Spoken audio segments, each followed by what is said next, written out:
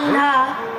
আমার নিবেদন কবি সুকুমার রায়ের লেখা কবিতা গোঁফ চুরি। হেড অফিসের বড় বাবু লোকটি বড় শান্ত, তার যে এমন মাথার ব্যামো কেউ কখনো জানতো।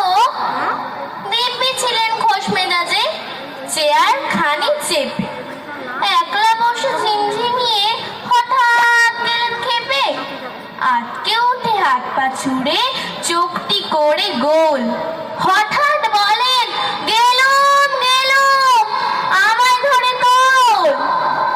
তাই শুনে কেউ বদ্যি ডাকে, কেউ বা হাঁকে পুলিশ, কেউ বা বলে কামড়ে দেবে সাবধানেতে তুলিস।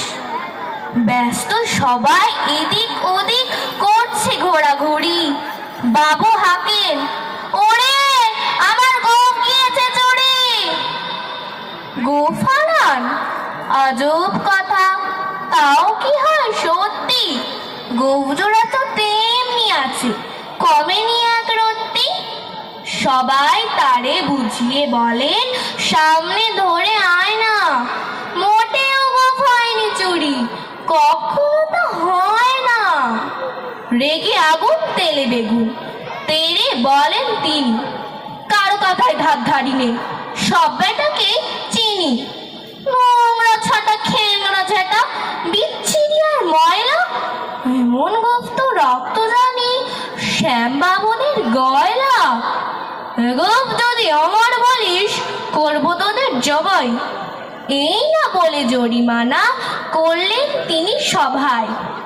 ভীষণ রেগে ভীষণ খেয়ে দিলেন লিখে খাতায়, কাউকে বেশি লাই দিতে নেই, সবাই চড়ে মাথায়।